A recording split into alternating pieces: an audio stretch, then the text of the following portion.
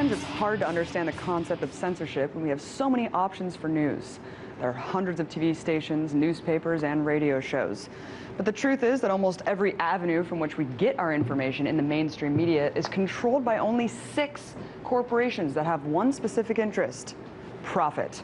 News censorship is happening every day, but not necessarily from the top down blacking out the stories, but also in the form of self-censorship, framing, backpaging, all to protect the interests of those corporate conglomerates.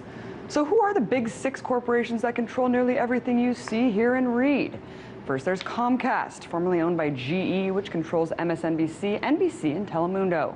And there's Disney, which owns ABC, the History Channel, and and ESPN. Next, Viacom, the parent company of MTV, Paramount, and BET. And CBS with all its affiliates. And there's News Corp, which owns Fox News, the New York Post, and the Wall Street Journal. And finally, Time Warner, the parent company of CNN, Time, and People magazine, as well as Warner Brothers. So what impact does it have when an agency that's supposed to serve as a watchdog for the powerful becomes a lapdog for the powerful? To break down some of the most egregious cases of censorship and conflicts of interest in the corporate media, BTS producer Manuel Rapalo. Hi, Abby. How's it going? Hi, what's going on? So, good. You know, when I think of the top-down censorship, kind of the hand of the corporation blacking out a story, 2 cases come to mind that are the most egregious. The first one was News Corp. Fox News was going to air a story on the bovine growth hormone, BGH, bovine growth hormone, of course, another Monsanto case of censorship where they were invested in Monsanto for advertising, and their boss said no when a team of Fox investigative reporters wanted to cover this story. Monsanto threatened the station, sent them a letter saying there will be dire consequences, this is a direct quote, dire consequences for Fox News if the story is aired, and I wanted to play what happened when they confronted their boss about this. I said, you know, this is news. This is important. This is stuff people need to know. And I'll never forget, he didn't pause a beat, and he said, we just paid $3 billion for these television stations. We'll tell you what the news is. The news is what we say it is. So really, I mean, you know, you look at this case, and it's such an egregious case of censorship, and really he's saying, we'll tell you what the news is. The news is whatever we want it to be. The news is whatever our advertisers want it to be. No, it's not just, when it comes to the media, really, it's not just the parent companies. It's also your corporate sponsors. It's also the people that are putting out the ads. I mean, Monsanto, had this story actually aired, would have probably pulled their advertisement for Roundup, for aspartame, and all those other products that again aren't tested, but advertise all over Fox News. And it's really interesting that you point out this story, because the reporters and that guy that you just played, they actually countersued against Fox under Florida's whistleblower statute.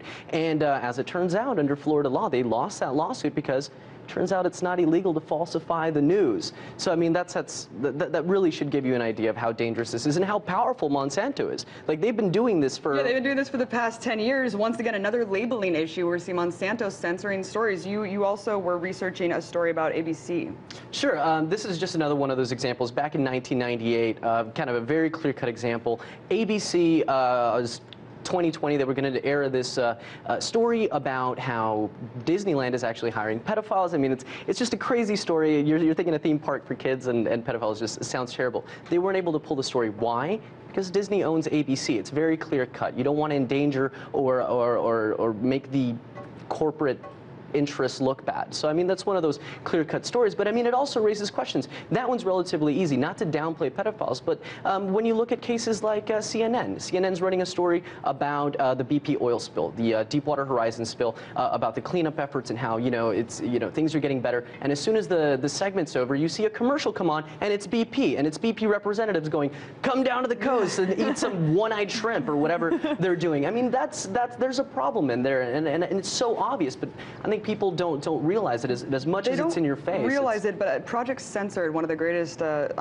research organizations in the country about censorship in the media, did a study where they found that 118 people only sit on 288 corporate boards that unify kind of this media conglomerate and corporate America. So you have people involved in Kraft Foods, Monsanto, so many different things, defense corporations, the pharmaceutical industry, lobbying together, all sitting on these boards, and it really is such a small amount of people really controlling all these things from the top down. It's 6 What were some corporations. of the most shocking things that you found in terms of just conflicts of interest? I was looking at this, and when we're looking at conflict of interest, there's two things that really need to be pointed out. It's not just corporations. A lot of execs that sit in corporations and you said it in your introduction, they're sitting on, for example, NBC, Citigroup, Exxon, Philip Morris. Their execs sit on board of directors for Philip Morris. That's not okay. CBS has board members sitting in Walmart, General Dynamics. These are drone manufacturers.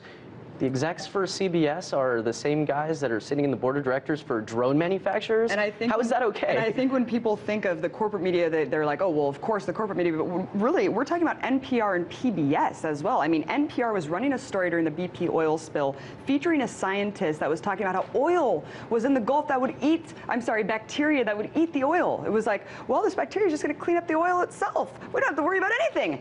Turns out later, according to Greg Palast, that the scientist interviewed about the story was given $500 million exactly. dollars from BP. NPR never mentioned this detail, this quaint detail, when they were doing the story. And of course, we saw PBS. The thing about that, the money that, I mean, we're talking about one guy that received $500 million. That money, that money actually spread out. It was more like a money spill, is what Greg Palast said in that report that he did. So you've got all these universities, all these independent researchers all over the country doing research on oil biology, and they're all being funded by BP. And PBS aired the drone documentary by Lockheed Martin, pretty much a promo for drones. And you know, us talking about all of this really calls into question. The U.S. State Department issued a warning about restricted press freedom in the rest of the world, meanwhile ignoring that the consolidation of 90% of the U.S. media by 6 corporations. I mean, really, we're ranked 32 in the world in press freedom here.